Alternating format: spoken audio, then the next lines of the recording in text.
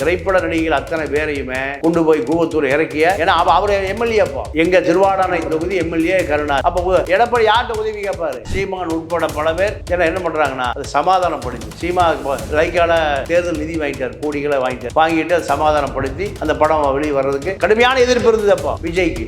அதே போல எதிர்ப்பு தான் கருணாசு. இலங்கைக்கு அவர் போகலைன்னா அரசியல் கட்சி ஆரம்பிச்சிருக்க மாட்டார். இலங்கைக்கு போனதுனால தமிழர்கள் மத்தியில் எதிர்ப்பு, இலங்கைக்கு போனதுனால இவருடைய படம் புறக்கணிப்பு, இவர் எந்த படத்திலும் போடக்கூடாதுன்னு இவரை போட்டா படம் ஓடாது, இவர் தமிழர் எதிரி, ராஜபக்சே கூட்டாளி, இவர் ஜாதிக்குள்ள பூந்துட்டான். கோவை ராமகிருஷ்ணன், குளத்தூர் மணி, நெடுமாற, இப்படி தமிழ் தேசிய ஆர்வலர்கள், ஈழ ஆதரவாளர்கள் எல்லாம் என்ன பண்ணிட்டாங்க, சரி இவன் ஜாதிக்குள்ள பூந்துட்டான், இவனுக்கு ஜாதி அடையாளம், ரைட் ஓகே விட்டுருக்குன்னு அதோட எல்லாம் சைலண்ட் ஆயிட்டான். எப்படி விஜயகாந்துக்கும் வடிவேலுக்கு சண்டை வந்த பிறகு 10 வருஷ காலம் வடிவேல் சினிமாலேயே நடிக்கல. ஏன் நடிக்கலைன்னா விஜயகாந்த் தான் அதிகமாக கூட்டணிக்கு வந்துட்டார், ஜெயலலிதா கூட சேர்ந்து எதிர்கட்சி தலைவர் ஆயிட்டார். அப்போ சினிமாக்காரன் பூரா என்ன நினைக்கிறான், வடிவேலை சினிமாவில் புக் பண்ண ஜெயலலிதாவுடைய கோபம் நம்ம மேல வரும், சினிமா காலி ஆயிரும். இவர் என்ன முடிவு பண்றாருன்னா, நமக்கு ஒரு அரசியல் பின்னணி இல்லைன்னா நம்மள காலி பண்ணிடுவான், நேர போய் யார் காலில் விழுகிறானா, இவர் நடிச்ச திரைப்படங்களை பார்க்க கூடாது, இவருடைய ஆர்கெஸ்ட்ரா பார்க்க கூடாது, இவர் திரைப்பட உலகத்திலிருந்து துளை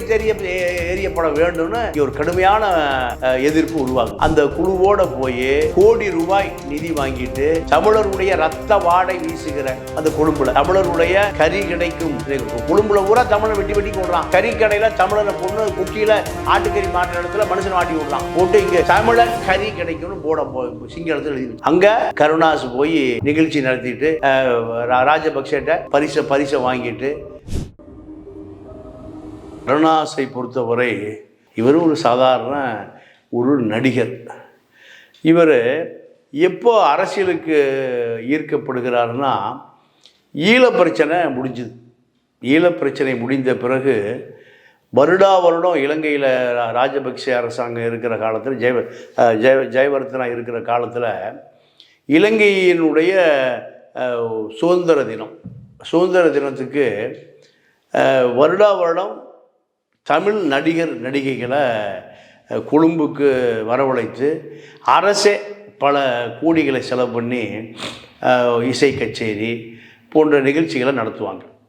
அப்போது 2009 ஈழப்பிரச்சனை முடிந்த பிறகு, இனப்படுகொலை செய்த பிறகு, தமிழர்கள் கொல்லப்பட்ட பிறகு யாரும் தமிழ் திரைப்பட உலகம் யாரும் இலங்கைக்கு போகக்கூடாதுன்னு ஒரு அழுத்தம், மக்களுக்கெல்லாம் கோபம்.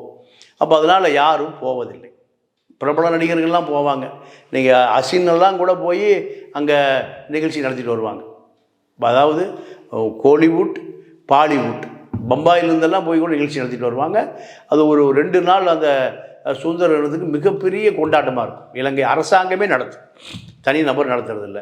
அப்போது தமிழ்நாட்டிலேருந்து யாரும் அந்த நிகழ்ச்சியில் கலந்து கொள்ள மறுத்துட்டாங்க. எத்தனை கோடி கொடுத்தாலும் மறுத்துட்டாங்க. ஆனால் கருணாசுடைய மனைவி ஒரு இசைக்குழு வச்சுருக்காங்க. அந்த இசைக்குழு இலங்கை அரசாங்கத்தால் எனக்கு தெரிஞ்சு கோடி ரூபாய் இருக்கும், லட்சத்துக்கு மேலே தான் கோடிகள் கொடுத்து அந்த ஆர்கெஸ்ட்ரா, கலை நிகழ்ச்சி, நடிகர்கள் இப்படி பல பேர் கொழும்புக்கு இறக்குமதி செய்யப்படுகிறார்கள். அதை ஒருங்கிணைத்தவர் கருணாஸ் 2010. அப்போது அந்த நிகழ்ச்சியில் போய் கலந்துக்கிறார். அப்படி கலந்து கொண்ட பொழுது இங்கே தமிழ்நாட்டில் மிகப்பெரிய எதிர்ப்பு உருவாகுது. யாருமே போகலை, ஏஆர் ரகுமான் உட்பட யாருமே போகலை, எந்த இசைக்கலைஞர்களும் போகல, பாடகர்களும் போகல, நடிகைகளும் போகல, யாருமே போகல. இதை விட கொடுமை என்னன்னா, நீங்கள் மும்பையிலேருந்து யாரும் போகல, பாலிவுட் நடிகர்கள், இந்தி நடிகர்கள் கூட போகல, புறக்கணிச்சிட்டாங்க. ஆனால் யார் போகிறா? கருணாஸ் தன்னுடைய இசைக்குழு, அவருடைய மனைவி ஒரு இசைக்குழு வச்சுருக்காங்க, அந்த அம்மா பேர் எனக்கு மறந்து போச்சு.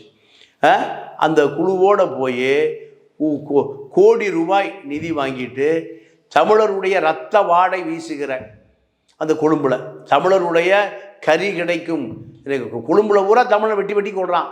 கறிக்கடையில் தமிழனை பொண்ணு குக்கியில் ஆட்டுக்கறி மாட்டுற இடத்துல மனுஷனை மாட்டி விடுறான், போட்டு இங்கே தமிழன் கறி கிடைக்கும்னு போட சிங்களத்தில் எழுதி வச்சுருக்கான். அங்கே கருணாஸ் போய் நிகழ்ச்சி நடத்திட்டு ராஜபக்சேட்ட பரிசை வாங்கிட்டு ராஜபக்சேவுடைய மகன் நாமல் ராஜபக்சே உடைய வீடுகளில் எல்லா நடிகைகளும் குத்தாட்டம் போட்டுட்டு இரவு பார்ட்டியில் கலந்துட்டு நீர்கொழும்பில் இருக்கக்கூடிய ராஜபக்சே மகனுடைய நாமல் ராஜபக்சேவுடைய பண்ணை வீட்டில் டின்னர் நடக்குது. இத்தனையும் கலந்துட்டு வர்றார் கருணாஸ். வந்த பிறகு இங்கு கடுமையான எதிர்ப்பு உருவாகுது. அப்போ தான் என்ன பண்ணுறாரு, இவரை இவர் நடித்த திரைப்படங்களை பார்க்கக்கூடாது, இவருடைய ஆர்கெஸ்ட்ரா பார்க்கக்கூடாது, இவர் திரைப்பட உலகத்திலிருந்தே எரியப்பட வேண்டும்னு இங்கே ஒரு கடுமையான எதிர்ப்பு உருவாகுது.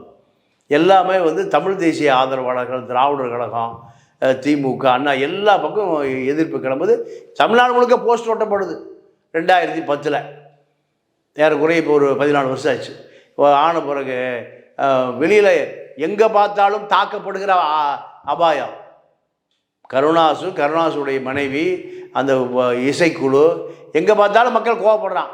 ஏயா நீ அங்கே போய் காசு வாங்கிட்டு வந்து அவங்ககிட்ட, மக்கள்லாம் செத்து கிடக்கிறான், குலகார ராஜபக்சே ஈழத்தமிழ்ல பூரா ஒரே நாள் 1.5 லட்சம் பேரை கொன்ன பெரிய குலகார நெடுமாற ஒரு அறிக்கை விடுறாரு, கோவை ராமகிருஷ்ணன் ஒரு அறிக்கை விடுறாரு. இப்படி கடுமையாக எல்லா பக்கமும் அறிக்கை. அதுக்கு பிறகு இவர் என்ன முடிவு பண்ணுறாருன்னா, நமக்கு ஒரு அரசியல் பின்னணி இல்லைன்னா நம்மளை காலி பண்ணிடுவான். நேராக போய் யார் காலில் விழுகிறான்னா சசிகலா காலில் விழுகிறார். அப்போ அதிமுக ஆச்சு. சசிகலா காலில் விழுகிறார்.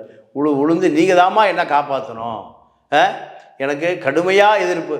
எப்படி விஜயகாந்துக்கும் வடிவேலுக்கு சண்டை வந்த பிறகு 10 வருஷ காலம் வடிவேல் சினிமாலேயும் நடிக்கலை. ஏன் நடிக்கலைன்னா விஜயகாந்த் திமுக அதிமுக கூட்டணிக்கு வந்துட்டார். ஜெயலலிதா கூட சேர்ந்து எதிர்க்கட்சி தலைவர் ஆகிட்டார். அப்போது சினிமாக்காரன் பூரா என்ன நினைக்கிறான், வடிவேலை சினிமாவில் புக் பண்ணால் ஜெயலலிதாவுடைய கோபம் நம்ம மேலே வரும், சினிமா காலி ஆயிரும். இதனால தான் அவருக்கு 10 வருஷ காலம் எந்த வாய்ப்பும் இல்லாமல் போச்சு நல்ல ஒரு கலைஞனுக்கு. அதே போல் இந்த கெட்ட செயல் உள்ள கருணாஸுக்கு அரசியல் வாழ்க்கை, சினிமா வாழ்க்கை முழுதாக துடைத்தெறியப்படுகிற நிலைமை வரும்போது சசிகலா காலில் விழுகிறாரு. சசிகலா ஆலோசனைப்படி முக்குளத்தோர் புலிப்படை ஒரு கட்சி நீயே ஒரு கட்சி ஆரம்பித்து அதில் அவங்க ஆளுகளை சேர்த்திக்க, அதுக்கு ஒரு கொடி, ஐயா முத்துராமலிங்க தேவர் கொடி. இதுதான் இவருடைய அரசியல். இது ஆரம்பித்த பிறகு நீங்கள் அங்கங்கே சரி இது ஒரு ஜாதி மோதலாக போயிடும். இந்த ராஜபக்சேயிடம் வாங்கிய பணத்தை யாருமே போகாத அந்த இசை கச்சேரி நடத்தி கோடிகளை வாங்கி கொண்டு வந்த கருணாசு மனைவி கிரேஸ், அவங்க 2 பேரும் இசைக்குழுவை தமிழர்கள் புறக்கணிச்சிருவான். இதனால் முக்குளத்தோர் புலிப்படைன்னு ஒரு கொடி, முத்துராமலிங்க தேவர் படம். அப்போ அதோடு எல்லாருமே அமைதியாயிட்டாங்க. சரி, இவன் இப்போ ஜாதிக்குள்ளே பூந்துட்டான். கோவை ராமகிருஷ்ணன், குளத்தூர் மணி, நெடுமாற, இப்படி தமிழ் தேசிய ஆர்வலர்கள், ஈழ ஆதரவாளர்கள் எல்லாம் என்ன பண்ணிட்டாங்க, சரி இவன் ஜாதிக்குள்ளே பூந்துட்டான், இவனுக்கு ஜாதி அடையாளம், ரைட் ஓகே விட்டுருக்குன்னு அதோட எல்லாம் சைலண்ட் ஆகிட்டாங்க. இதுக்கு பிறகு என்ன பண்ணுறாரு, சசிகலாவுடைய நட்பு வட்டாரத்தில் என்ன பண்ணுறாருன்னா 16 சட்டமன்ற உறுப்பினராக திருவாடானை தொகுதியில், அது முக்குளத்தூர் அதிகமாக வாழுகிற பகுதி. இவர் சொந்த ஊர் புதுக்கோட்டையிலேருந்து திருவாடானை தொகுதி, கடற்கரை ஓரம் தொகுதி. அங்கே இவருக்கு அந்த தொகுதி கொடுக்கப்பட்டு அதிமுக 2016 வெற்றி பெறுகிற பொழுது இவர் அங்கே எம்எல்ஏவாகிறார். இதுதான். அப்போ இலங்கைக்கு அவர் போகலைன்னா அரசியல் கட்சி ஆரம்பிச்சிருக்க மாட்டார். இலங்கைக்கு போனதுனால தமிழர்கள் மத்தியில் எதிர்ப்பு, இலங்கைக்கு போனதுனால இவருடைய படம் புறக்கணிப்பு, இவர் எந்த படத்துலையும் போடக்கூடாதுன்னு இவரை போட்டால் படம் ஓடாது, இவர் தமிழர் எதிரி, ராஜபக்சே கூட்டாளி.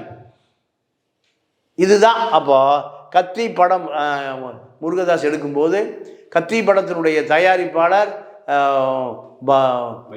லைக்கா சுபாஸ்கரன் ராஜபக்சேவுடைய பினாமியில் தான் எதிர்ப்பு வருது. எதிர்ப்பு வந்த பிறகு சீமான் உட்பட பல பேர் என்ன பண்ணுறாங்கன்னா அதை சமாதானப்படுத்தி சீமா லைக்கால தேர்தல் நிதி வாங்கிட்டார், கோடிகளை வாங்கிட்டு அதை சமாதானப்படுத்தி அந்த படம் வெளியே வர்றதுக்கு கடுமையான எதிர்ப்பு இருந்தது அப்போ விஜய்க்கு. அதே போல் எதிர்ப்பு தான் கருணாஸுக்கும். அப்போது கருணாஸு அதிமுகவில் அடைக்கலம் ஆகி போலீஸ் பாதுகாப்பு, எம்எல்ஏ கிரேசிக்கு அந்தமாக்கு போலீஸ் பாதுகாப்பு, இப்படி தன்னுடைய தவறுகளை மறைப்பதற்காகத்தான் கருணாஸ் என்ன ஆகிட்டார், முக்குளத்தூர் புலிப்படை ஆகிட்டார். அப்புறம் தான் 2016 கூவத்தூருக்காக தான் நமக்கு தெரியும். இப்போ கூவத்தூரில் முழுமையாக கருணாஸ் தான் இந்த ஏற்பாடுகளை செய்தார்னு இப்போ 2017 இந்த புகார் வருது. திரைப்பட நடிகைகள் அத்தனை பேரையுமே கொண்டு போய் கூவத்தூர் இறக்கிய, ஏன்னா அவர் எம்எல்ஏ அப்போ எங்கள் திருவாடானை தொகுதி எம்எல்ஏ கருணாஸ். அப்போ எடப்பாடி யார்கிட்ட உதவி கேட்பார்? கருணாஸ் தான். திரைப்பட நடிகர், இசை குழு தலைவர், எம்எல்ஏ, சசிகலாவுக்கு வேண்டியவர். சசிகலாவுடைய ஆள் தான் எடப்பாடி. ஊர்ந்து போனது சசிகலா நோக்கி தானே. அப்போ அதனால் மீண்டும் உதவி அதிமுக ஆட்சியை காப்பாற்றுவதற்கு